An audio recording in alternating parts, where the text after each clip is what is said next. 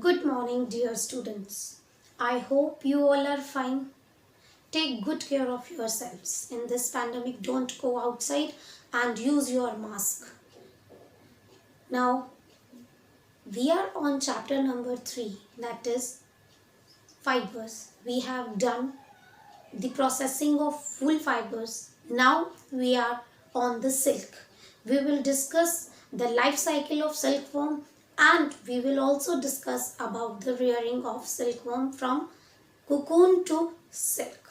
So these are the two topics that we are going to discuss. We have already completed the processing of wool fibers where we have discussed already the starting with shearing, then scouring, then sorting, then combing and dyeing, then spinning. So these are the various steps that we have already done in the processing of wool.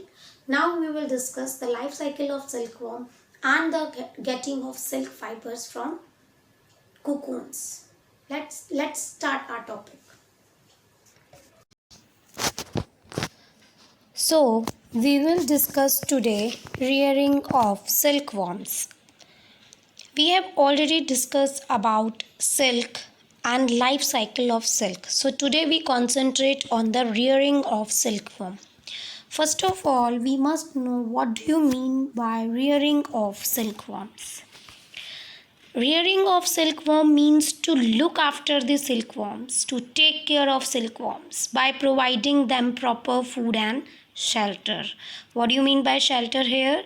Place to live. So rearing of silkworm means to look after the silkworms, to take care of the silkworms by providing them proper food and shelter. So for obtaining silk, silk moths are reared and their cocoons are collected to get silk threads. What happens in silkworms? Female silk moths are kept in separate linen bags which are carefully disinfected. And each silkworm, each female silk lays 200 to 500 eggs at a time. So these eggs are kept in perforated cardboard boxes on bamboo trays under hygienic and suitable temperature and humidity conditions. So all the favorable conditions are provided to the female silk moth. And there is an instrument which is used to provide suitable temperature to the eggs, that is incubator. It is an electrically warmed box inside which a substance can be kept at a desired temperature and hatching takes place. A perforated sheet of paper is placed over hatching box or tray and mulberry leaves, chopped mulberry leaves are spread over it. You know that these larvae feed on mulberry leaves. So all the required conditions are provided to them. When the larvae hatch out of the eggs, they feed on mulberry leaves. They eat day and night and they increase in their size. After 25 to 30 days, the silkworms stop eating and move to a tiny chamber of bamboo in the tray to spin cocoons. Now small racks or twigs are provided in the trays to which cocoons get attached. And a silkworm completes its cocoon, which is about 4 centimeter long, in about 5 days by producing about 600 to 1200 meters of thin silk thread. During the period of spinning its cocoon, a silkworm is transformed into pupa. Now after this, how we are getting the cocoon to silk? Cocoon we have got. Now the first step is boiling. You can see the cocoons are first boiled in hot water or they are treated in ovens, basically to kill the larvae present inside the cocoon. What happens if these larvae are not killed? They just break down the cocoon and reducing the length of the silk fiber. So if the larvae are not killed and allowed to grow, they will break the cocoon, thereby reducing the length of silk fiber. The hot water softens the silk gum sericin so as to allow the unwinding of silk fiber as one continuous thread. Reeling. The next step is reeling.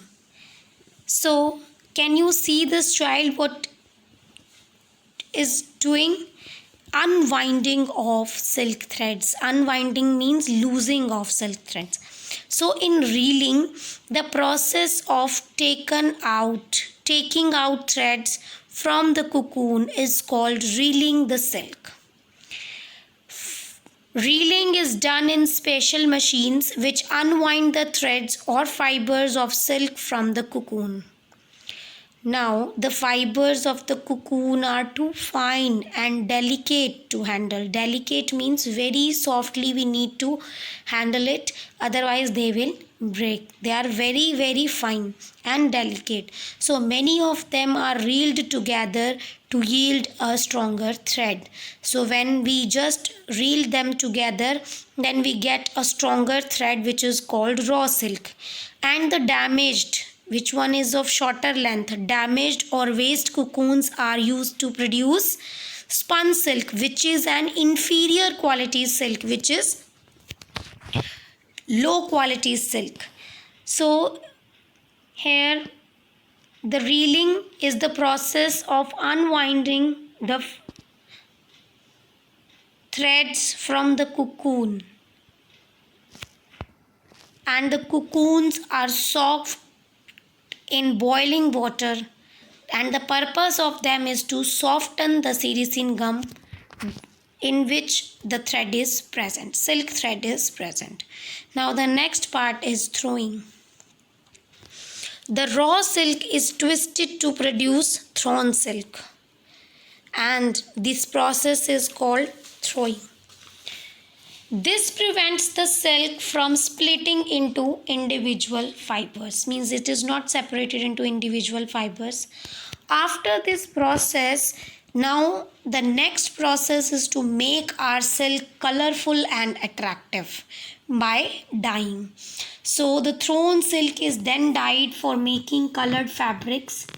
The dyed silk fibers are then spun into silk threads which are woven into silk cloth by weavers. So let us summarize the whole process of obtaining silk from silk moth. What we have done, we have taken female silk moth .